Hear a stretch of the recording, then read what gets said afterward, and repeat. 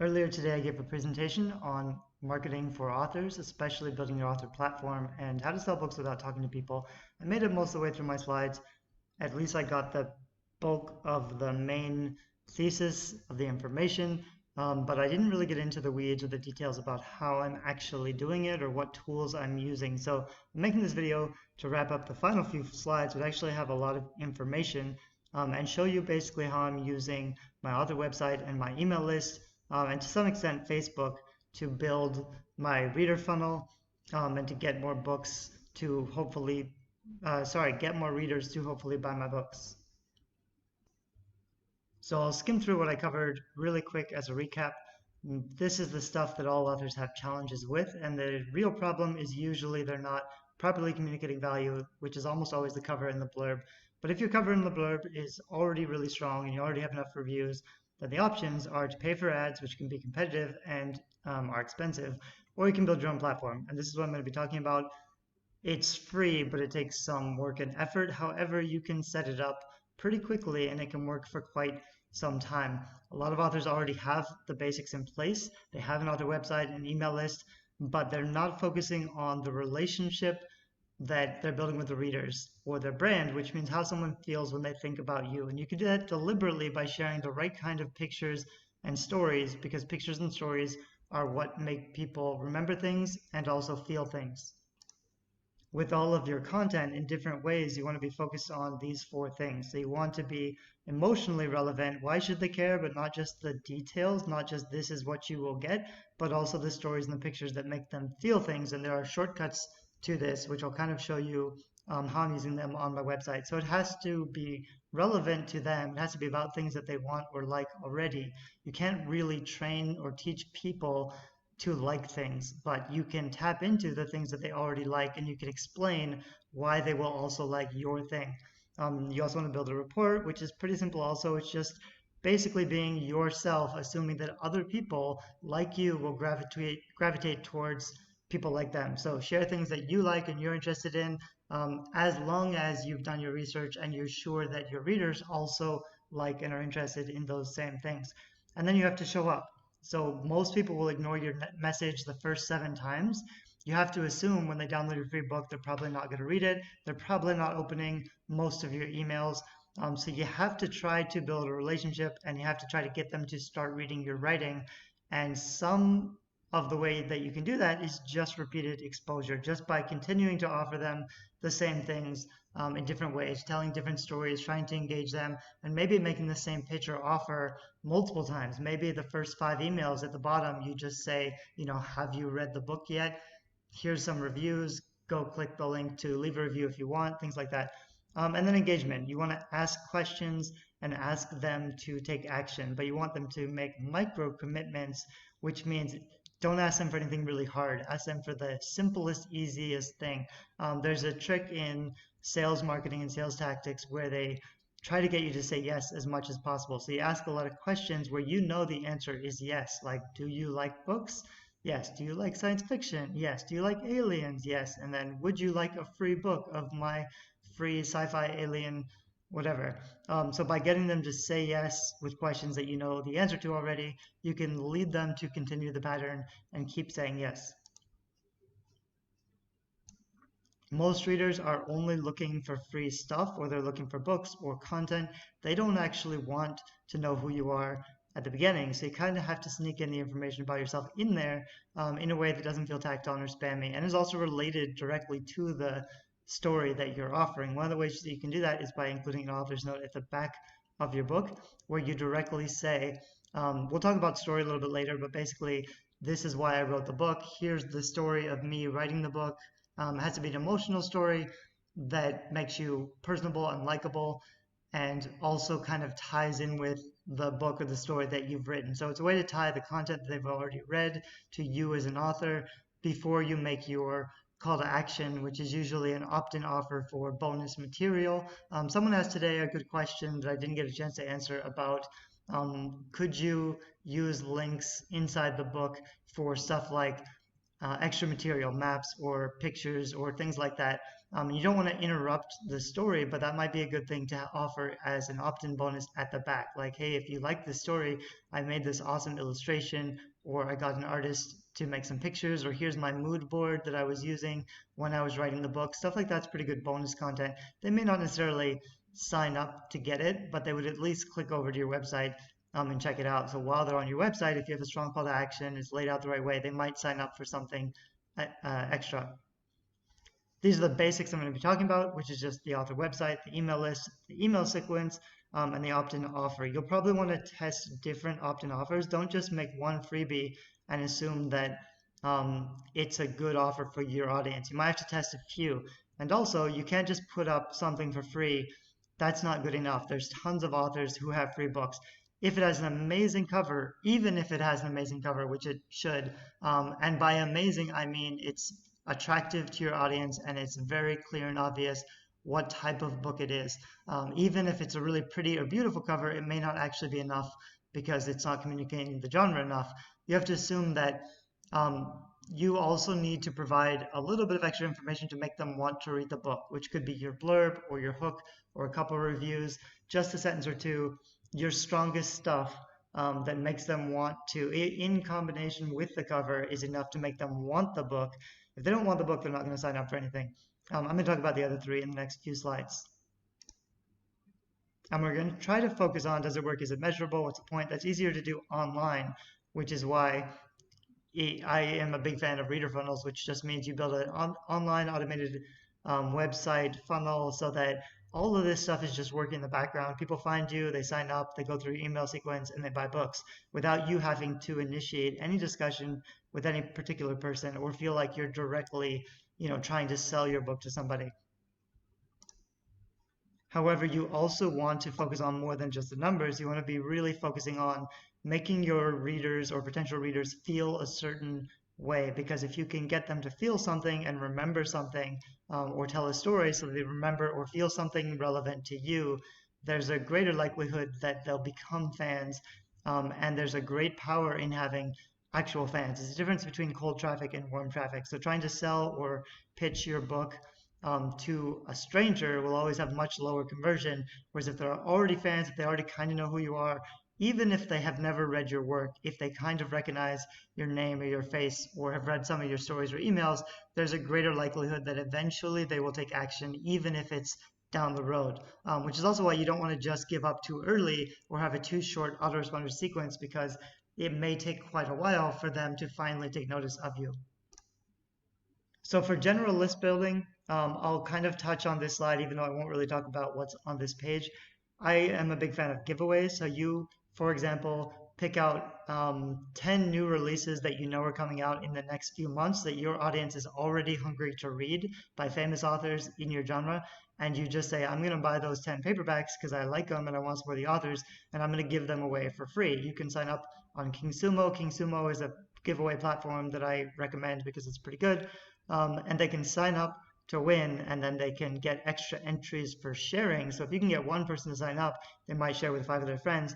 And after they sign up, there's also the option to do other things. So they could follow you on social media or do other things for you to win extra entries and have more of a chance to winning. So that might cost like $100 to buy the books. And that's a really powerful lead generation strategy, or getting more people on your list. All you're doing is, they're not fans yet. They're just people who like to read the kind of books that you like. If you can get them on a list and offer them a free book, they could become fans. I keep 2 lists. I keep a list of people who have signed up for free stuff or people who have signed up for giveaways. And then I have a list of real fans that's only accessible from the back of my book. So after I know they've finished a book, they sign up to that list, and then they're on my real fans list. I generally send the same kind of content to both of them. I'll send new releases to everybody, but I know that those are my real fans that have actually read my writing. The other thing you can do is you can have a free book on your website, but if you're not getting any traffic, that doesn't really do anything. So I would suggest also putting the free book offer in BookFunnel or InstaFreebie, which are 2 places that make it easier for you to give away books and have people download them. And both platforms, It's a Freebie and BookFunnel, have also started organizing group promotions that you can start your own group promotion. So this is one that I set up for fantasy. We had about 100 authors join. So that means 100 authors are sending the same page, and the page just features 100 book covers, and they're all free, and readers can go through and sign up. What's going to happen is they're going to sign up to a lot of them, which means they're going to get a whole bunch of emails from a whole bunch of authors, and they're probably going to unsubscribe to all of them. So it's not super effective, but there is a lot of power in numbers and also in controlling that platform. Instead of just putting up a free book in somebody else's giveaway, if you are the organizer, you can have a little bit more clout. So I was able to put several of my books in the giveaway. I also put up a $100 Amazon gift card giveaway, and I put a Facebook pixel so I could retarget all the people who went to the giveaway. And I also can reach out to these authors directly. So I recommended, for example, that all the authors who joined the giveaway also post a blog post linking back to my site. And I said that I would also aggregate their sites or their freebie offer link and put them on my website. It's really great for Google and for SEO to see that you have a lot of relevant links between similar platforms or blogs. It makes it easier for Google to know what's on your site, who you are, who's linking to you, so that they can decide what kind of traffic to send you. So it's a really powerful strategy that I don't think many people use. Even if you have an ugly website that doesn't get any traffic, there's power from links, especially if you have an older domain. There are tools you can use to check out your site authority, or basically your, like, how much power your blog or website has. It's not a huge deal, except like I would love to get a link from someone with a high authority site, even if it doesn't get very much traffic. Whereas if someone has a new blog that doesn't have any traffic or any site authority, it's not really worth it for me to try to get links from them. They may still have a big platform or an email list, but in terms of like the strength of your blog or website, it's worthwhile. It's a worthwhile indicator of how many people are linking to you, which is a worthwhile indicator of how good is your content. If you have really good content, which isn't just, talking about yourself and talking about your books, but talking about things that your readers are interested in and providing useful value, and to some extent, but it's a little dangerous, talking about controversial issues. I mentioned earlier today that you want to talk about things you like or hate, because that will easily get people to sympathize with you if they like or hate the same things.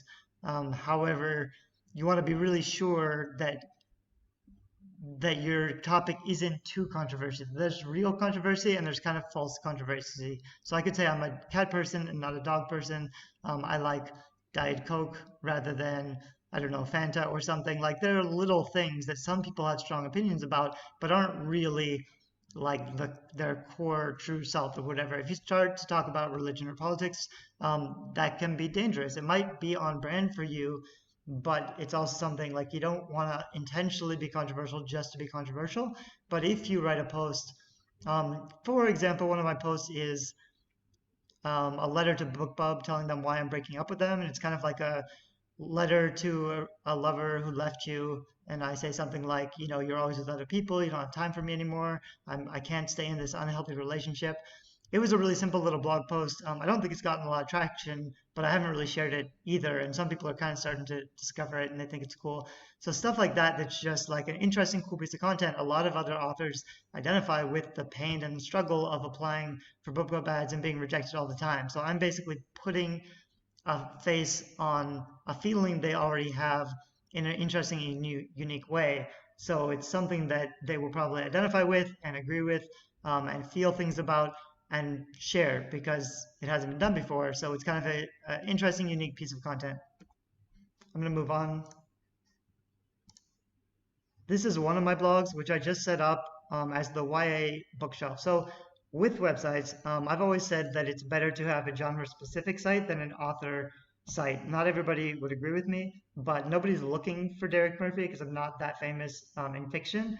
And I want people to search for relevant keywords and then read the stuff. So it's more likely, actually, they will share good content from a blog that just looks like a genre blog or a fan page or something for readers, rather than an author site, like a personal author site, because then it's an opinion, and if you share it, it means you're supporting the author. So if they don't know you very well, or if they haven't read your books, they may be reluctant to share your content if your website's just all about yourself. It's a small thing, but I've chosen to do that on this site. This is also a joint uh, blog, which means I've made it possible for other young adult authors to sign up and post content. So they could post their own book reviews, they could post book launches if they want, although most don't.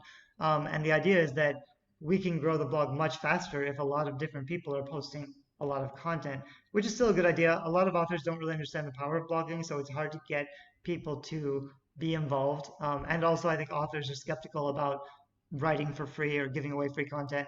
But this site actually has quite a bit of traffic, five or 600 people a day, and they're relevant traffic because they're people who are looking for all the keyword posts that I've set up.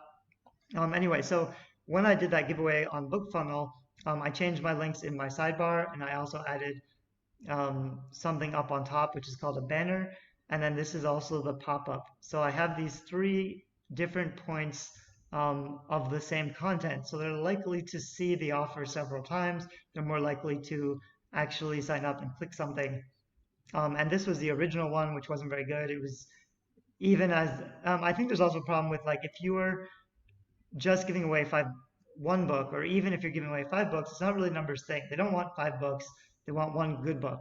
And so, thrilling dark fantasy isn't really enough. What you should have if you have an opt-in offer, and you might as well have an exit intent pop up. This just means when they go to leave the site, if they got on your site accidentally and they don't know who you are, they're going to leave within 5 seconds or so. But if they go to leave and they see a pop up, it won't convert very well, but even if you get, this is a 1.79 conversion, if I get 1,000 visitors a month, it's still some people, not very many, 10 or something, but it's some, and you can try to improve that. What I was going to say is you really want one book, one really good offer. So one really good book with really clear benefits, which means you have the review or the blurb or the tagline. I wouldn't put like the full synopsis. I might say something like, click here to read the first chapter, or like if they're not ready to sign up, I think probably if I did another pop-up like this, if they're not ready to sign up right away, I would say something like click here to read the first chapter. So then they could either sign up to get the whole book, or they could click to read the first chapter, which may actually do a little bit better because it would keep them on the site longer. But in this pop-up, I would have probably the hook and a review and the book cover, because you have to give them more reasons. Like you have to make them interested in the actual book, not just here's a free book, because they're probably sick of signing up for free stuff. Anyway, but I signed up for this pop-up. I made it this pop-up instead, which is working quite a bit better. So this is, about 3 times the power. This was a limited time promotion, and I haven't even fixed this. It's like right now it's wasted because it's probably a dead link. It doesn't go anywhere, but I would probably fix this, and I may even keep something like a win $100 gift card. If you have enough content, if you have enough books, even just a $10 gift card that you give away every month, and then you can just keep the same giveaway open and change the deadline every month. Or you can just say, I give away a $10 gift card every month to my readers, sign up here to win. You do want to be careful. I mentioned earlier about just giving away cash because you'll attract the wrong readers. But if it's on your website and if only the right people are coming to your website because you have the right kind of content, it might be okay. I tend to only give away like cash grabs to my list, but sometimes it's okay to build a big list and then try to hone it down into actual fans. And because this pop-up was working pretty well, I'll probably find a way to merge these two and see if I can keep some of this, the giveaway. So like as your main opt-in offer, instead of giving away a free book, if you make your giveaway your main offer, or you say like I give away 10 free books a month, and then you just every month you look at the top 10 new releases in your genre and you just pick a winner and gift those 10 ebooks directly to the winner, it might cost you like 20 or 30 bucks a month, and that would probably be a lot more successful as an opt-in offer than something like a free book. So now I'm going to talk a little bit about what I'm doing on Facebook. I have a Facebook page and a Facebook group. Pages you can advertise from, and it's easier to get likes, but groups have a lot more engagement. And one of the things you can do with groups is ask questions. So what I had done is made a Facebook page, and then also made a group that was just for my ARC copies, my advanced reader copies. So in the group, I can ask questions like, who's Derek Murphy, or what's your favorite Derek Murphy book? just to make sure they're real fans before they get into my art group, because I don't want to give my free books to just anybody. And I've kept that group small. However, because groups get so much more engagement, now we're trying to push everybody over to the group. So, for example, this is the pin post on my Facebook page, and it just says, free books, join the group, and there's a link straight to the group. And I have the same thing on the sidebar instead of just a description, which is, I mean, may not apply to you because you probably don't have the problem I have. I have probably 10,000 people on my page and only 500 or something on my group. So I'm trying to move all those people over, which is why I've set it up this way. But I do think like having a, get the free book offer really big in the top of your Facebook page is probably a good idea. This was also the banner I was using. So you can customize the button on the top of your Facebook page. I made mine go straight to my opt-in page, and then I just added this little thing. This is just one big banner, and in the banner it says free books, and there's a big bright arrow, so that if people come to my page for whatever reason, I want to make sure I'm trying to get them on my list as well. Once they're in my group, I have an announcement that looks like this. And the idea of all of this was to try to get them to actually review the book. So I set some rules and expectations. I told them what's going to happen and how we're going to be releasing books.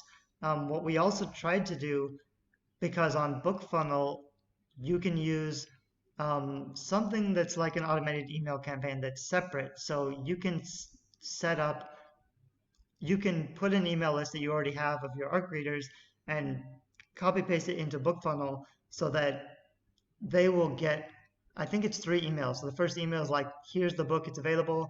The middle email, which is a few days later, says like, have you read the book yet?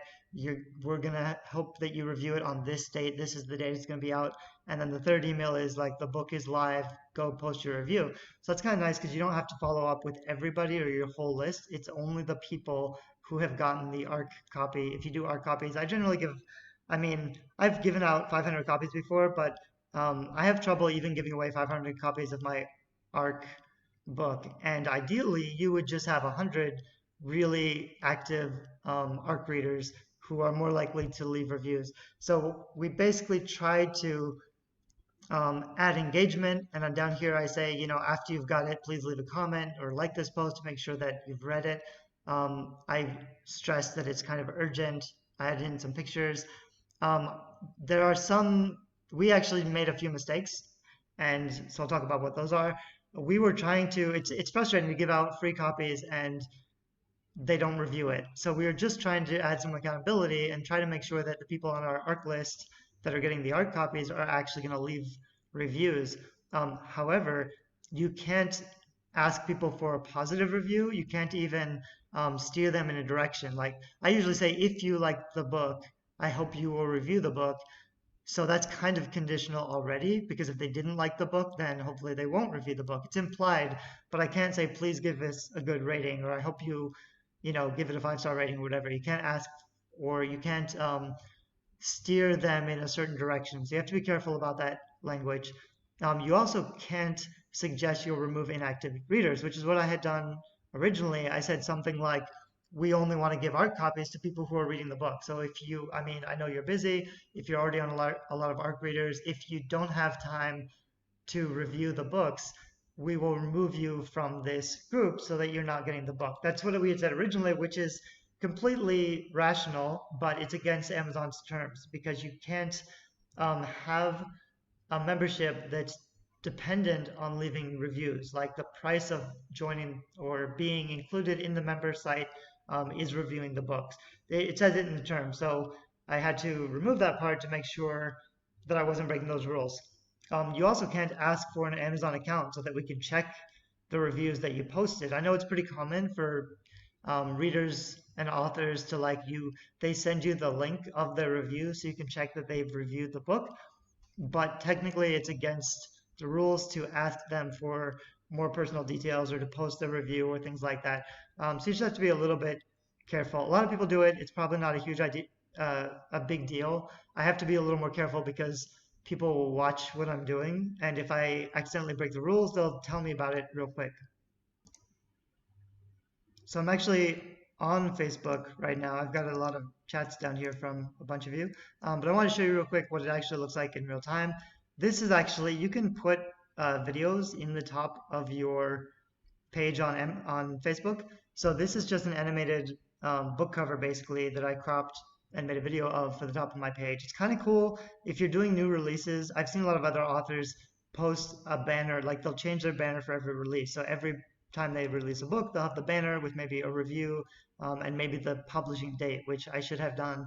Um, but I also just think it's really cool to feature the art. This art I've actually completely changed because it wasn't hitting the genre hard enough. But I still like it a lot and it's pretty. So I put it up there and it's just kind of cool because it's a visual video. It doesn't really like what I should have done if I do a new release is it doesn't have to be animated, but I'd have a new release banner or a coming soon banner, and then the button would go.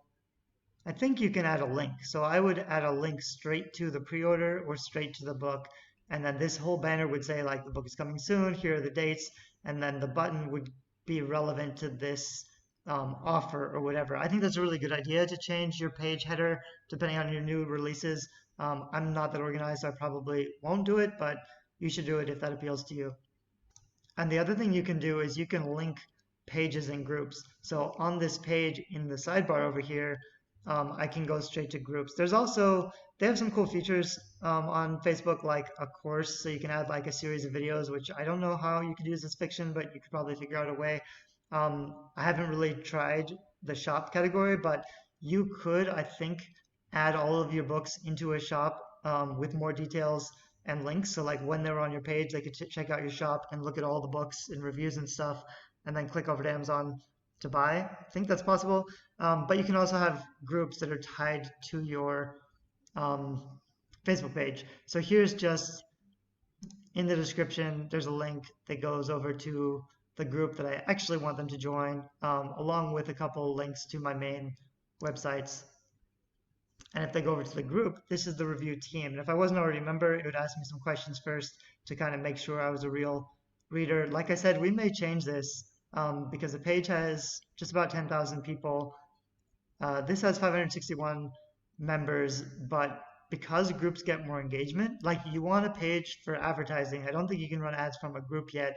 You want a page for advertising, but you get much more engagement from a group. So it's kind of tricky, but if you're going to get people to follow you, you really want to try to be building a group, because then when you post content, people will see it. The problem with my page, I have 10,000 people. If I post something, maybe 50 people, maybe 100 people will see it. If I post a meme, actually, it'd be interesting to go back and just show you what is successful. If I post a link to a book or like, new release, buy my book or whatever, I get very little visibility. This is just a meme that I posted recently. It's up to 3,000 people. I get sometimes 10,000 or more views and shares with a simple meme. So I do that often to get engagement. However, the assumption would be, if it used to be, if you got a lot of engagement, sometimes Facebook would keep showing you your post to other people. So like if I kept engagement high with memes, then when I post a new release, people would also see it, but that's not actually the case. I'll get 10,000 views on a meme and then 50 views on a new release, which is tricky. So one of the ways around it, and a really good suggestion I heard this weekend, was if you're gonna post, let me go down and find here's another just meme that I posted, which is kind of just a nice sentiment. I just post things that I think my audience will like, things that I like. Interestingly, this one didn't do so well, so it's kind of funny. This one I was asking for feedback on covers, which is a good thing to do, even just because it gets more engagement. More engagement than usual, but not actually that much. But like my new release, this was just the blurb and it's out now and whatever, and it's 163 people. So that's pretty bad.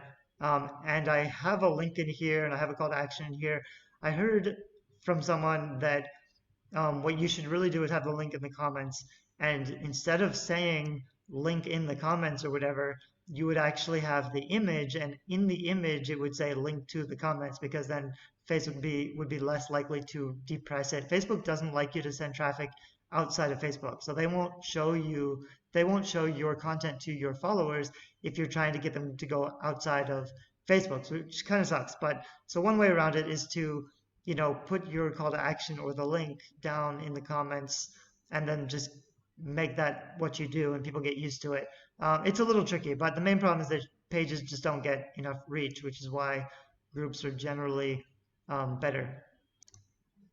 So in my group, I have my announcement, which just says all the rules. And I mentioned this earlier, but I didn't really explain clearly. I have a link to a Google form that puts them on an email list. So they're in my group. It's not my main email list. It's just my ARC list. So it's just people who agree. And this was a problem I had because um, basically if they sign up for this, it means I'm going to give them all my new releases. And I would rather have had it be possible so that I could send them a link to BookFunnel if they want the book, and then they could sign up for that book, and then they would get those 3 emails from BookFunnel. And BookFunnel is not set up like that, which I think is a problem. So I can't really do something specific for each book. I have to just get people on an email list. I can probably actually show you that on BookFunnel. So this is what BookFunnel looks like. This is one of the books that I've already got on there. I've already added the cover, the EPUB, the Mobi files, and then I can create a download page that will or will not collect emails. I generally don't collect emails because I only give ARCs to people who are already on my email list. So I don't need their email again. Unless you try to do something like I've seen people Facebook advertise straight to a BookFunnel link to get them to sign up to build your list. So that's a possibility. I just want them to download the book as quickly as possible. And then inside the book, I'll have the link to Amazon. You can do things in the book that you give away on BookFunnel that you couldn't do on the real book on Amazon. But I could have like a message in the front or the back of the book saying, this is the release date. Here's the link to Amazon. When you finish the book, please go review it. Stuff like that. So I would have a download page that doesn't collect emails, which looks something like this. This again was a cover that I liked a lot, which doesn't hit the genre that I was shooting for. So unfortunately, we changed it to something that I think will convert better, which we're testing. But someday I'd like to go back to this cover, or I'd like to put this art inside the book or something like that, just because. But anyway, this is a basic download. They say get my book, and it tells them, it makes it really easy for people to download your book so that you don't have to, handle customers or readers and explain things and fix things for them if it's not working. So that's why BookFunnel is good, but they have this feature that's certified mail campaigns.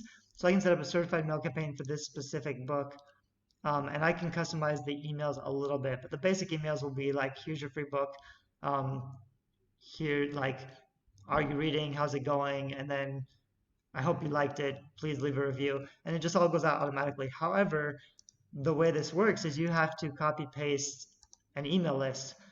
There's not an option to, for example, opt in on this download page and then automatically get those emails. There should be, but there isn't.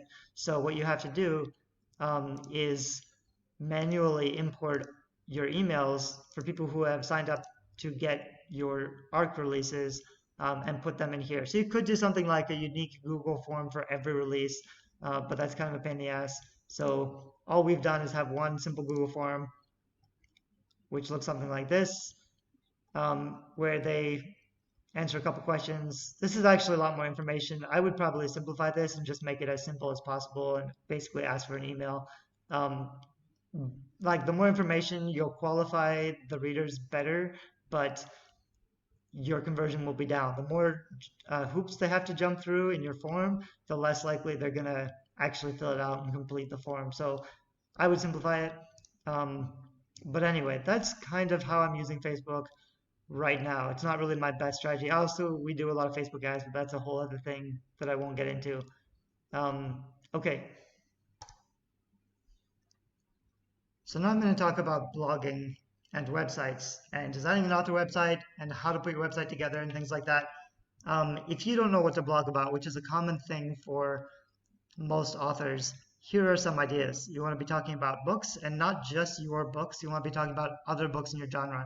You want to be talking about the new releases every month if you can. This is something that's really easy to outsource. You could just pay someone on Fiverr, pay a VA to look for all the new releases every month in your genre and post a blog post on your blog. That might cost $20 to $50 per blog post. You do it once a month, like best young adult fantasy books of September 2018 or something. That's really good content. Most people don't do it because it's a pain in the ass, but it's an easy thing to do that you could outsource pretty cheap, actually.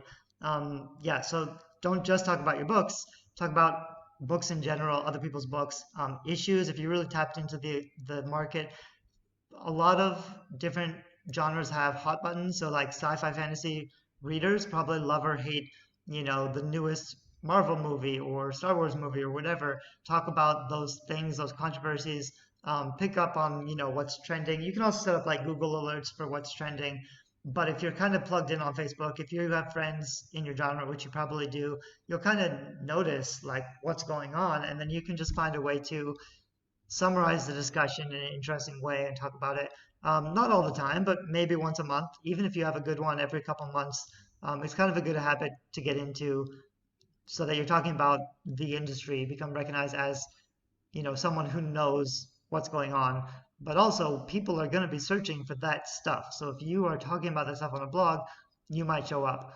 It's hard for something like, you know, if it's like a Star Wars movie review, there's millions of other blogs already doing that. But if it's the top sci-fi books that have dragons or something really specific, you might be the only person. So if somebody searches for that, maybe they're looking for that.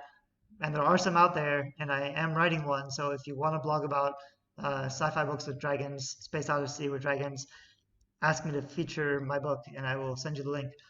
You also want to be telling stories, which are more vulnerable shares. Like a good story, you want to be immediate, you want to be present, you want to be describing the scene because you're putting pictures in people's heads, but you also want to tell about something emotional. It doesn't have to be like a sob story, but some emotional moment you had that made an impact on you. If it's a good story, it'll impact them. Also, hopefully you can tie that in with an actual book that you've written. So I'd probably have a story introduction for each book that I want to launch. And it's kind of, you have to test. Like I could send out the first chapter or the first page and test that against, one time when I was 7, I met the Easter Bunny, which is a true story you can ask me about sometime, and I'll tell you about that. You also could just talk about your favorite things or the things you don't like I talked about earlier. This is really good content to have in your initial autoresponder series. Talk about your favorite things or your favorite books, especially because you want to strengthen your also bots as quickly as possible. So when people sign up your books, if you say, here are my favorite books, and you send them to that link and they buy some of those, that will also help your also bots. So it's a good thing to do. And then giveaways. Like I said, you should do giveaways often, I think, not just, once a year, although do what you're comfortable with. It's also a really easy thing to do to support other authors. So if you have, friends who have new releases, you can just say, I'm going to give away, Craig does this all the time in the 20 books group, but he just says, I'm going to give away 10 copies of this book to support that author, which is a nice thing to do. And people like giveaways. They also do a lot of Amazon giveaways so that people follow you on Amazon, which is also a good thing to do. It's a different kind of giveaway, but in general, it's good to be thinking about, what can I give away to my audience that will increase engagement. The value of blogging specifically is that, especially in fiction, you may be the only person writing about the thing. So Best Magic Academy YA books, I'm not the only person who's written about this. There are several, but because my blog has a lot more site authority, I show up first in Google, and I show up first in Google for most other young adult searches that you might search for, like best mermaid books, best vampire books, best werewolf books. I'll usually be on the first page of Google for most of those things. This is also something I outsource. This is the blog I mentioned before. These links are outdated. I need to update them, which is stupid, but I don't have time to do everything. And I have a VA who does a lot of this stuff for me. So every month she'll post top 10 young adult fantasy romance novels for the summer, things like that. Best YA audiobooks was one we did recently, which is really cool. And actually this, like if I got a lot of traffic on this link, which I probably will, I would have the added advantage of sending them to Audible and getting a bounty. So if I got, 1,000 visitors a month to my blog and 10 of them signed up for audiobook for Audible, I'd get a bounty for every person who signed up, which is some extra money. So that's also kind of a nice thing. There's not so many things that you can do with fiction, but you want to be boosting your income as much as possible to cover your costs. So things like recommending that if your books are on Kindle Unlimited, you should always be pushing Kindle Unlimited. You can get a bounty for people signing up for Kindle Unlimited. So you can just say to your list, like on the footer of every email, hey, all my books are in Kindle Unlimited. Sign up here, get a special discount or whatever. Because if some people are signing up for Kindle Unlimited through your link, you'll be earning extra money that way, which can help with all of your costs. I also have a link over here. I just have best books for teens, which is something I rank pretty well for. And I've just aggregated all of the best books for teens posts that we have. So best mermaid books, best steampunk books, best Victorian YA novels. I've just done a lot of these, which is why in part we rank really well. If you just do one of these, it's going to be harder to rank. But if you do a whole bunch of them consistently over time, it's going to become easier and easier for you to rank things. This one I should actually change the date, because I could just change this date to 2019 so it's relevant, or take the date off. Some people are searching for the date, so like it can help if they see this in the search results, they would click it, but not if it's 2 years old. So you want to update it or take the date off. Yeah. But so far, I've only shown you the YA shelf, which is the joint author genre-specific blog that I created. So I'm going to talk a little bit about what I did for my author name when I started writing fiction, which is Urban Epics. And again, I didn't brand it around my name. I branded it around the topic. So I have my main two keywords. I write fantasy, so I write urban fantasy and epic fantasy, and I have both the keywords here.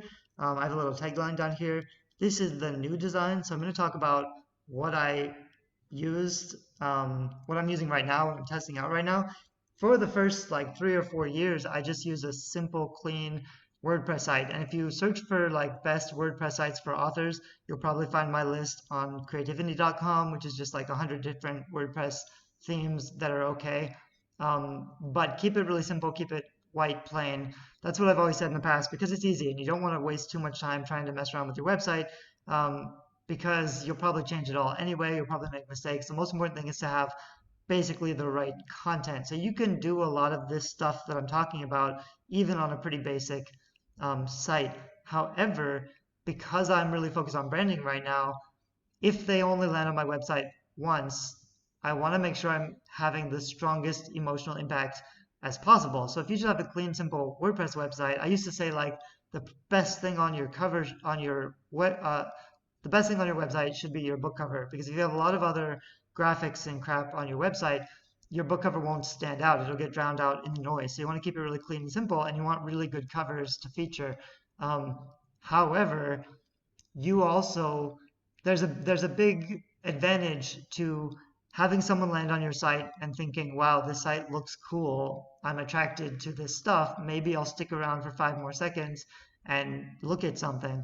I think there's an advantage in that. It'll keep people on the page longer. So I redesigned the website. I use Divi theme, which is a WordPress theme that's drag and drop. So you have a lot more customization options. You can really make whatever you want, which is kind of a danger, because you don't want to make whatever you want. You want to just get a template that works and use it. So if you don't have a lot of time, there are some author templates that are fine basically and look okay. But I'm going to show you some different options that you can do with Divi that I think are really cool, and discuss, what I'm trying and what's working or not working. So firstly, I have this beautiful background art, and it's a little bit too sci-fi probably, but I like it a lot. It has kind of the mood that I want. You want to be careful about images, because you can't just use any images on your website. You probably want to, I don't buy stock photos for all of my images, but there are free sites where you can get cool images for free that you can use on your website. So I try to use that a lot, especially for the type of stuff I put on my site, which is really like emotive portrait stuff, which I'll show you some of. You can use it for free and it gets the right emotion. Or you can use your own stuff, which I think I'll talk a little bit about later, but you can use your own pictures on your blog and stuff, which you should do for life updates and things like that. In this case, I bought the art for a book cover, but I didn't use it as a book cover. Just because you buy book cover art doesn't mean you can use it for your website or for your banner. Most designers are okay with it, but not all. You probably want to ask for permission. And you can't just take some art and use it on your website. Um, Sometimes it's okay with attribution. That's generally true, but not always true. So if you found something really cool and you find out who the original source is, and you properly cite the source and you link back to the original post, that's generally okay. But I'm not a lawyer, and some people disagree, and you should be careful. But as long as you link back or you credit the source, it's generally okay. I don't think I've done that as well as I should have, but I think I told you the name of the artist is Mirella Santana. She's really good, and I love her work, so I'm featuring it on my website. I have bought it, but I didn't necessarily buy it for this purpose, so I still want to give her credit, and I have to make sure I add the links in somewhere on my website that says, the cover art was made by. I also made this logo. This was just a stock image, from a stock photo site that I made into a logo with simple text from my website. This is my current homepage, which the idea of is just to have a really big emotive impact. So I get the genre. I have a little tagline: dark fantasy, tragic romance, and epic adventure. It's not great, but it's clear on the keywords so they know what they're going to get. And I have this big button that says start reading. I actually should test start reading for free because I think that would work a lot better. And the idea was they could click this button and go straight to another page which just has a whole bunch of excerpts, because I want them to start reading the fiction before anything else. That was my goal, which may not necessarily be working out as well as I want, so I'm going to test some other things. Up here in the menu, I have a link to the free book. This doesn't necessarily work that well either, because as I said, a free book isn't a strong enough offer. So in the menu, it might get some clicks, but if they if they already don't know who you are, they haven't read your books, it's still hard to get them to read a free book just because it's free. You still need to take them to a landing page which really sells the book, even if it's a free book.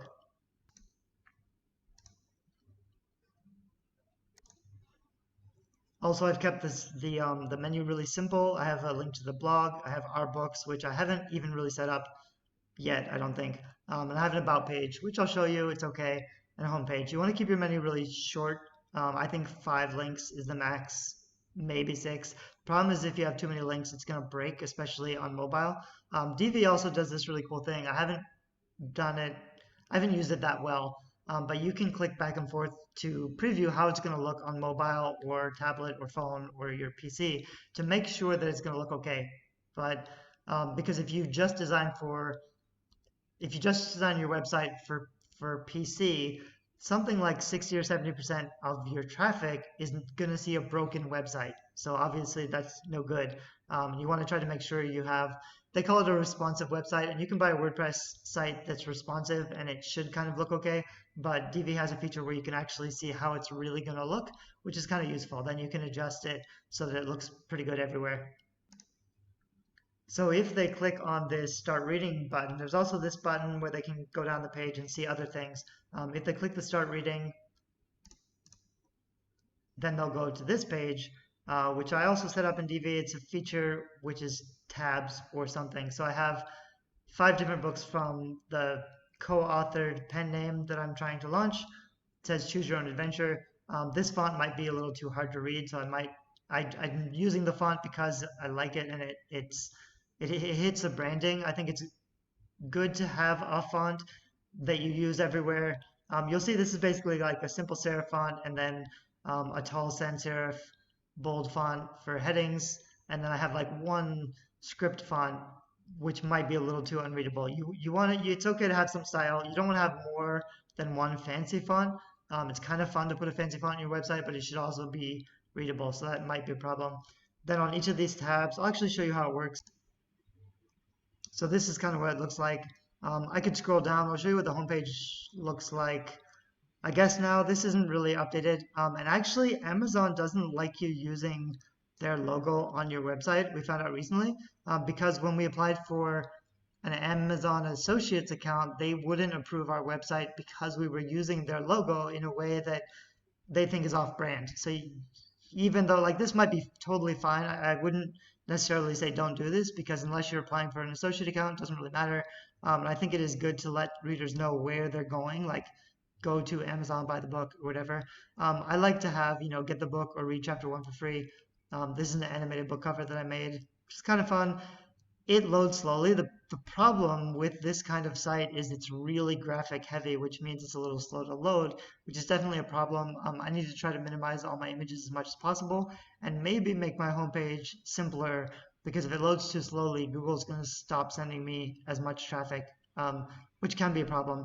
On the other hand, like I said, if it's really cool and people really like it, this is also the kind of site like Dean Koontz or Lauren Kate, like really big famous authors with good websites, have this kind of site. There's also a lot of famous authors like Suzanne Collins, Hunger Games author, who did have the worst website in the world, and she's updated it to like a poor, lower, mediocre website that's still better than what she had before.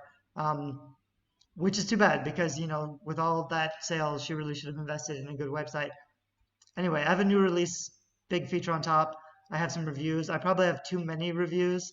Then I have new releases, read more, about, which goes to our most popular books, or learn more about our writers, which goes to our about page, and then join our review team or subscribe by email. And I have another opt-in box, some social media links.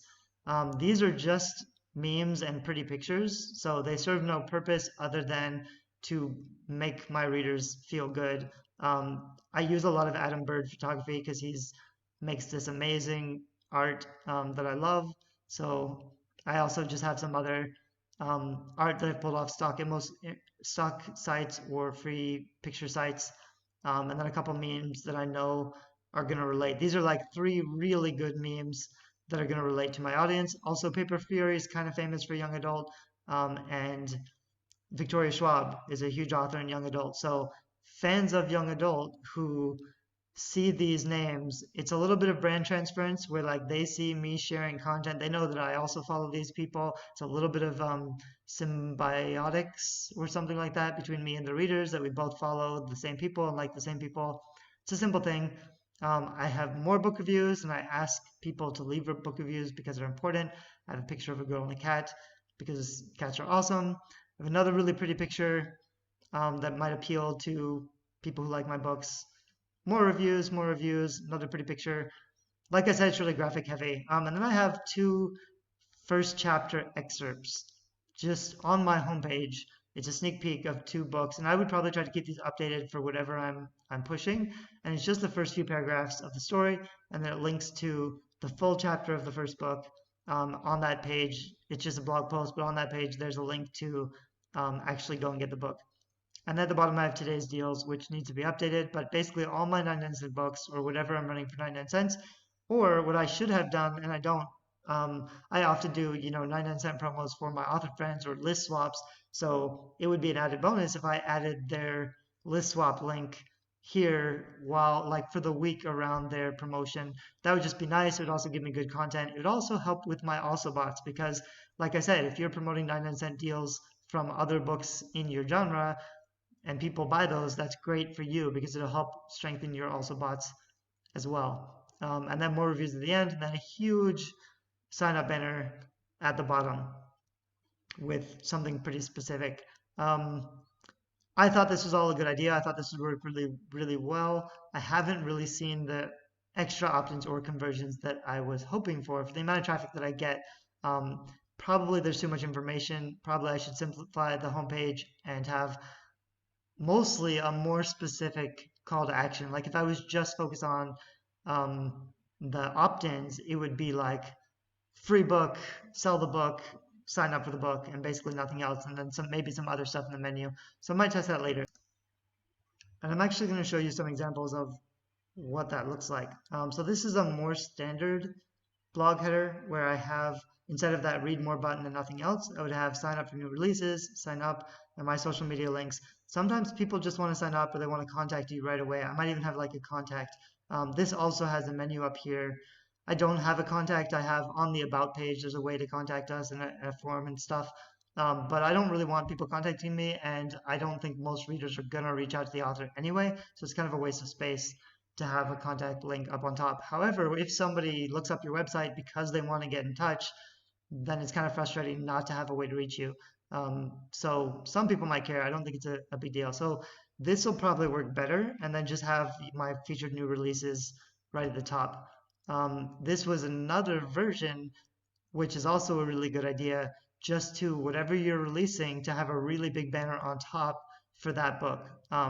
That could link to, I wouldn't necessarily, I mean, download the book for free if you have a perma-free book or if you have something like that. So your banner could just be free book, get your perma-free book, or you could update your banner for each new release.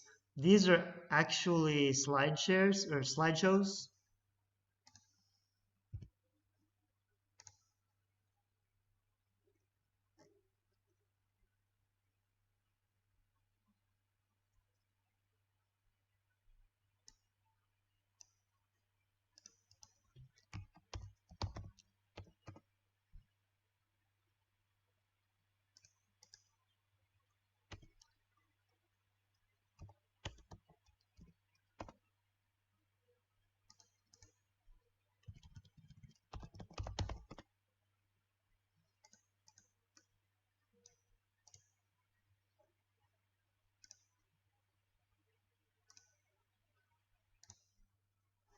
Sorry about that gap. I had a technical issue, but I was saying that this is a banner slideshow, which just means I could feature my permafree, then 3 of my new releases or 7 of my new releases or whatever, and they would just play. I don't necessarily recommend slideshows because I think a slideshow is basically you have lots of content, you're trying to just show them everything, hoping that they like something, and they're probably not going to stay around that long. You want to really focus on your best converting offer and maybe your new release, and just update your new release. So maybe like 2 slideshows, maybe 3 if like one slideshow was just like text, like just chapter 1, or maybe just all your reviews or whatever you want to feature.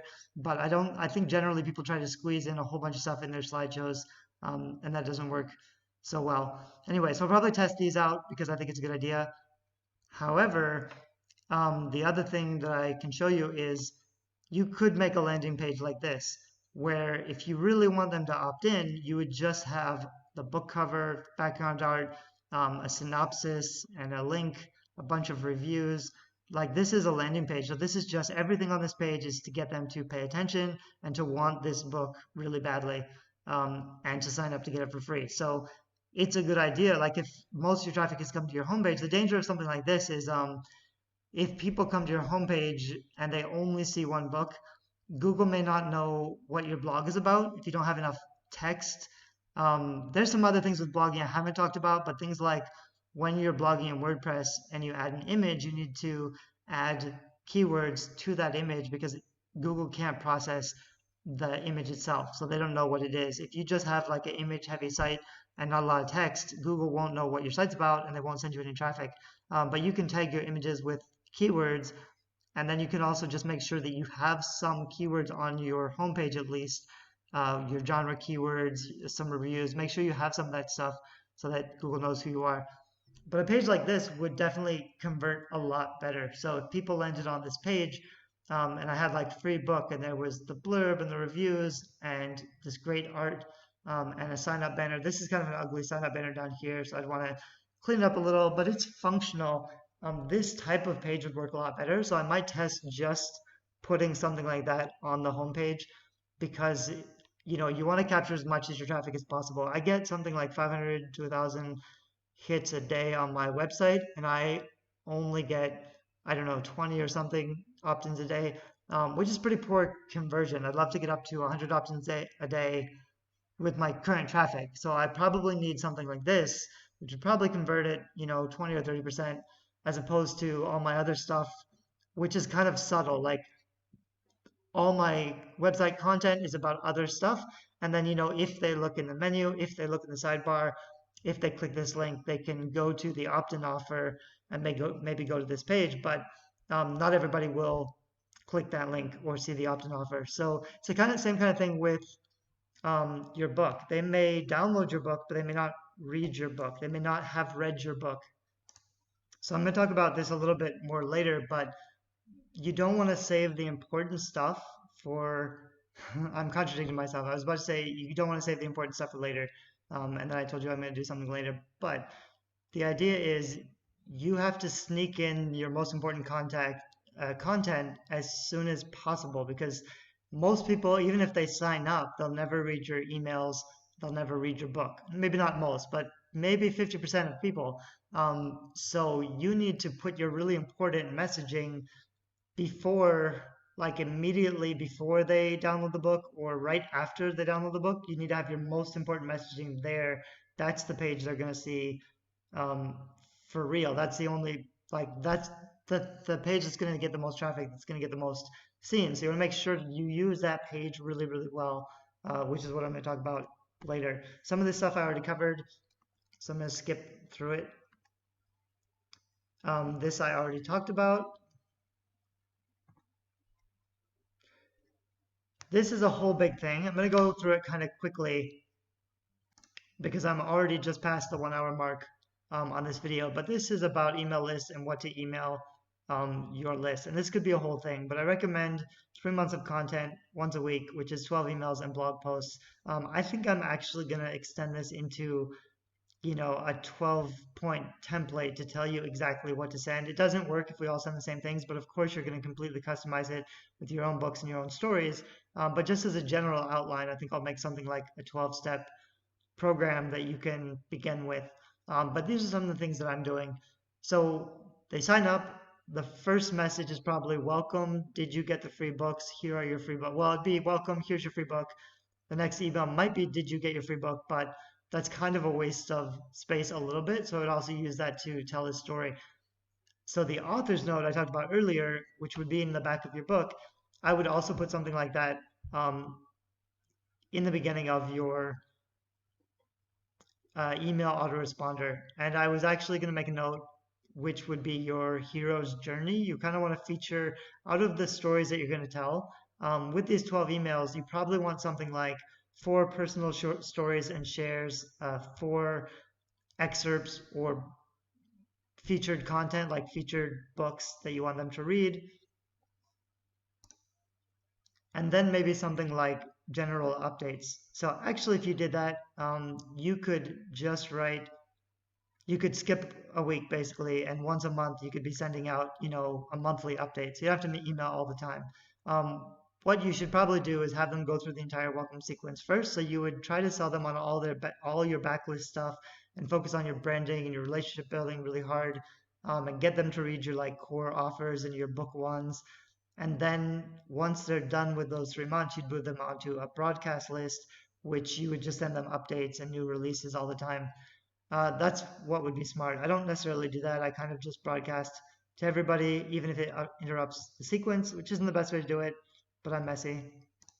I would also be doing the list swaps, or like featuring other books, even if you don't, like, I'm too disorganized to organize list swaps. It's stressful for me in the last release to try to organize. I think we did like 20 list swaps with people, which just means it's one of the values of building your email list because it's not just to promote your books. You can use it to help promote other people's books, which is good for them and also good for your also bot. So you want to be promoting other people's content. But if it's a pain in the ass to organize all that stuff, you can just share people's books and it's still good for you. If you just share 99-cent deals, it's good for you because readers like it and they might buy those books, which will help your also bots. You could also mention to the other authors like, hey, I sent out your book. Especially if there's authors you don't know but you want to know, you could just say casually like, hey, I just sent out your book to my list. I really liked it. I want my list to read it too. Something like that. It's a good way to start a relationship without asking for a favor, without like asking or expecting them to reciprocate by putting them in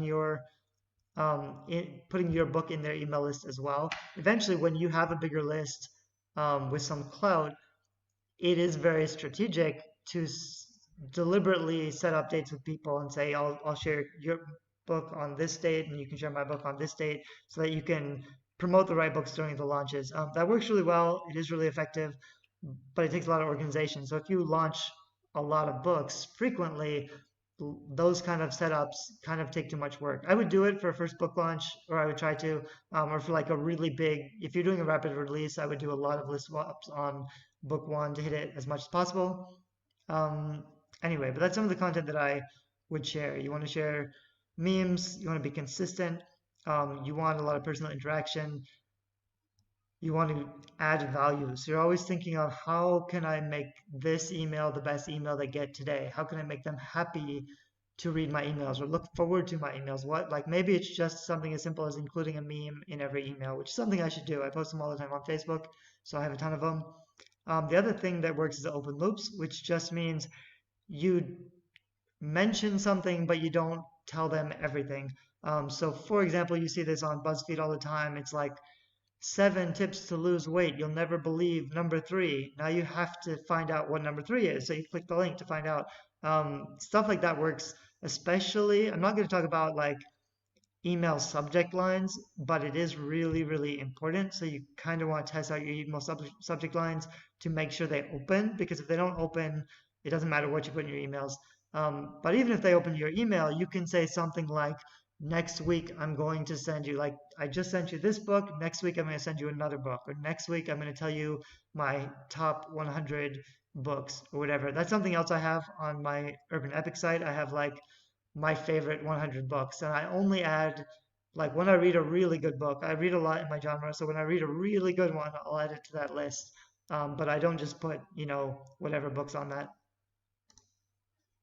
The summary of this entire thing that I'm trying to do on branding, I couldn't think of a better term than scene anchors. This is actually something I talk a lot about in writing fiction, where I have a book called The Plot Dot, and the general idea is you want to deliberately craft a scene as if it's a painting. So in your powerful emotional scene, you want to have a color scheme or a color wash. You want to describe the mood, and you want to have like a flash or pop of color related to the protagonist quest or challenge or journey, probably some little memento. So in one of my books, she wears all black. She's very goth, but she has a chunk of colored Legos that she wears as a necklace because she accidentally killed her kid brother when she was younger and her parents disowned her. So she carries around this like really heavy emotional visual cue. So when people think about my character, the whole backstory and the whole motivation, she wears that little pendant. And as the books progress, she has to, in one of the challenges, she has to let go of something valuable for her. So she lets go of that little colorful pendant to move forward and complete her quest. So I like to do that in my fiction. But the thing with memory is that people will remember how you made them feel, and they'll remember pictures a lot more than just words or information. So you can dramatically simplify what you're trying to do. Instead of trying to write the best emails or whatever, you could just email them a meme and like a 1 paragraph story that's interesting, like meeting the Easter Bunny or getting abducted by aliens, which is another story I can tell you sometime if you ask me. Which is, anyway, the type of stuff you want to talk about. Something that's really, really easy to do if you just want to throw in some pictures in your content. I don't use Instagram well. I only use it really to post life updates. But I don't like distinguish between fiction and nonfiction. But if people are interested in my life, I update it not that often, but whenever I'm someplace cool, I might try to post a picture maybe a few times a week. So what happens is I can go on to Instagram desktop and just look at my feed, and I can just take a quick screenshot of 6 pictures. I can just choose like a 6 picture layout that kind of represents what I've been doing the last couple weeks, and take a snapshot and just put it in my email. So a really easy visual cue to quickly update your readers while also kind of hitting the branding, because they're going to see the pictures and they kind of associate you. This was when we were in Lake Tahoe, California, and I think this was near Crater Lake. So we were just driving around, but I grew up, I was an Eagle Scout, and I spent a lot of time camping. So I don't do it anymore, but I like people to imagine that I'm kind of an outdoorsman. I can still light a one-match fire in the rain, so I have some skills, but I don't actually get out and camp very often. My wife doesn't really like nature very much at all, so we don't do a lot of camping. This is the thank you page I showed earlier, but it's actually only the first of 3 thank you pages because I want to show you a couple things and really talk about thank you pages.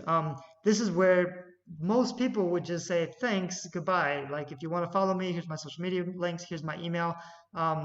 I have a bit of an offer here, which is follow me for free books, which is okay, but it's not strong enough of a call to action because I don't say what free books or what they're going to learn. I should say, like, if you want to sell more books, or if you're having trouble finding your audience, get my free guide to whatever.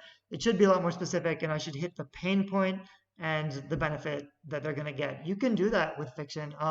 One of the good ones I heard this weekend from someone, I was having trouble with my young adult academy because it's not reverse harem, and a lot of people click on my ads because I have an academy book, but they're actually looking for a reverse harem, so my ads aren't converting. I'm getting the wrong traffic. So I could distinguish my books by saying something like, are you tired of reverse harem, or do you love academy books but tired of reverse harem? Get my book. So that way it screens out the wrong readers and pulls in the right readers. So something simple like that. But on your thank you page, um, instead of just saying goodbye, basically, thanks and goodbye, you want to tell them what's coming, what's next. You want to tell them something else they can do. Like, please, you could say follow me, but that's not very powerful. You really want to offer them some extra bonus. I would probably say, like, thanks for signing up. The free book is on your way to your inbox. That's a whole different discussion. Whether you, on the thank you page, you could actually just give them the book and they can download it. But the idea is you want them to actually go to their inbox to get the book, to make sure that it's a real email, they're really on your list, they double opt in. I don't think I'm doing that, but I probably should be doing that. That's a big discussion we could get into for various reasons. But the idea is, like, on the one hand, if you just give them the book, they're going to feel better about you. They'll be like, wow, I signed up and he gave me the book right away. That was so easy. I feel so good. I like this author a little bit better. But so, like, you might gain more goodwill by doing it that way, but generally you want them to actually go and open their email and read your first email, and that's where you're gonna, start the loop and start telling them your stories and start telling them what they're gonna get. The first email sequence, I'll probably have to make a whole other video just about what to write in your emails, which I'll do later.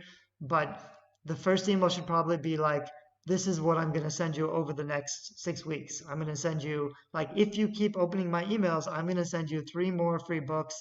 I'm going to send you these other things, the best books, YA books, whatever. Tell them what they're going to get and lead them, let them look forward to something. You might also, for example, mention maybe the first email you don't tell those stories, but you have an open loop. You say something like, that time somebody stole my dead grandfather's shoes and it pissed me off. I'll tell you about that in my next email. It's an interesting enough story. It's a really emotionally charged story that I think I tell him in one of my autoresponders, but I'm not sure if I really do. I also I have a lot of insecurity about my teeth because I have a lot of fake teeth, and I had a lovely doctor in Taiwan who gave me a bunch of implants for free, which is pretty amazing. That's a vulnerable share I share in one of my newsletters because even though I'm uncomfortable about it, it's kind of why I don't like smile a lot. That's something that's very vulnerable and kind of makes people feel like they like me because I'm more personable. I'm more like a normal person. Anyway, things like that. You want to be telling those stories, but you can be referring or hinting at those stories to come just to incite curiosity so that they're more likely to actually open your future emails. Things like that I do in the first email. I got a little bit off track.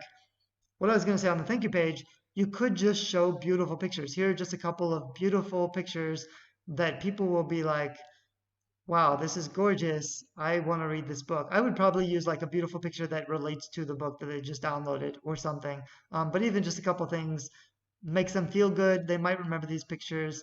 They might associate them with me or my brand or something, which is okay. It's one way to do it. Another way to do it would be to add a big picture of you as the author. This is me being pretentious with an old typewriter in the Columbia Gorge in Oregon, which is a really cool place. But if you're comfortable with it, the most effective thank you page is going to be a video. So here I just threw in a quick video. This is one I made in Edinburgh a couple days ago. I put up on YouTube. If you follow me on YouTube, you could see what I said. But on your thank you page, you could have a bit of text, but if you actually have a video saying, thanks for signing up, I just sent you the free book, please go check your email, I'm going to send you all these other cool things over the next few weeks. And you could also, go into a little bit of your writing story. I'd probably keep it really short and just a minute or two, but you want people to know your face. And I know that can be hard as authors if you're not really comfortable um, showing your, putting your face out there. It can be tricky, especially if you have a pen name. So you don't always want to do this, but it's very effective. So if they sign up for a free book, like I said earlier, they don't care about you, they just want the book. But if they see you talking about stuff and they watch you talking for a few minutes, they will feel like they know you as a person. And it's a lot easier to start building a relationship with them, which is why it's really effective. So the thank you page, focus on like that's what everyone's going to see. Try to make your opt in offer as big as possible and sell your opt in offer to get as many opt ins as possible, but then everyone's going to be on your thank you page. So that's very important for branding. It's your first chance for a face-to-face conversation with your readers. It's where you can let them know what they're going to get, why they should keep subscribed, why they should keep opening your emails, a little bit about your other books, like a very short introduction. I write young adult fantasy about vampires, mermaids, and whatever. Um, there are some, like you could quickly do a few credibility boosters, which means they don't really know you or trust you yet.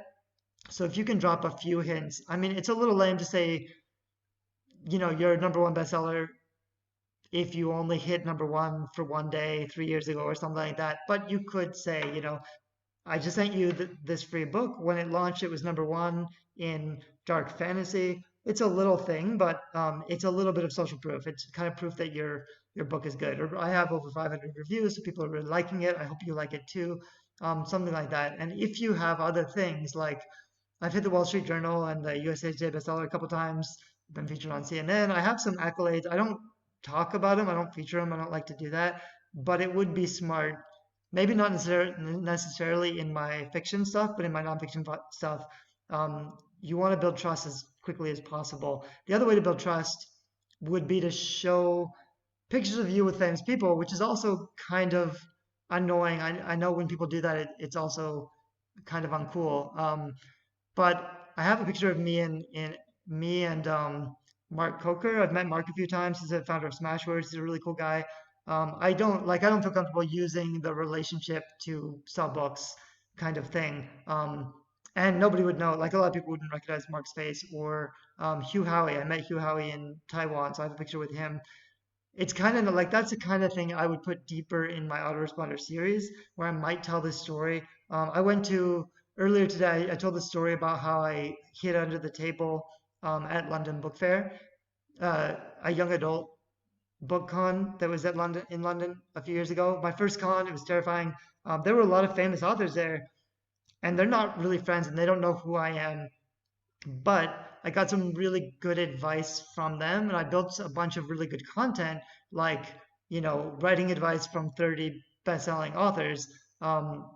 Which is really good content. I could put that in my autoresponder series. I could tell this story about, talking with Victoria Schwab and how she really influenced me and changed my career. That's like, it's good for the brand because if people will like Victoria Schwab, they will like that I also like Victoria Schwab. I'm not really saying, we're friends or we're pals or anything. Just that she was inspiring and I like her books, and that can be enough. So little things like that, like just sharing mentors that you look up to or friends of yours, people that are like, you do want to be a little careful. Like you don't want to just go around taking pictures of people and then sharing them to sell books. But in certain circumstances, especially if you're telling a story, as long as you're not like slandering or saying negative things about them, it's generally okay. I would be a little cautious about that. That's probably like your comfort level and what you want, to do, but it is effective. So just kind of keep that in mind as a closing. I think this is about an hour and 20 minutes long. I hope you liked it. I'm probably going to turn all this stuff into a deeper course, and I'm going to I've been trying to make since New Year's DV template. So if you bought the DV theme, I could just make like a dummy homepage layout or books layout or about page layout, and then just you could use that template to start your website quickly and it would all be set up. I think that's really exciting. I would like to do that. It's more complicated than I thought it was. I haven't finished it yet, but if you're interested in that and you want to hear more about it. I have a Facebook group that's guerrillapublishing.com, so you can look for me there. I have a creativity page, but I don't use it much because Facebook doesn't show anything anyway. So the Guerrilla Publishing group's a lot more active, and there's a Guerrilla Publishing book on marketing that's pinned in the pinned post with some other free books. I have a lot of free content, so I hope all the free content and stuff helps. I had a really good time in Edinburgh, and I'm excited to be going to Vegas for the 20 Books Vegas in November. If you're not in the 20 Books group, it's an amazing group, so you might want to check that out as well. It's 20 Books to 50K. Thank you. Bye bye.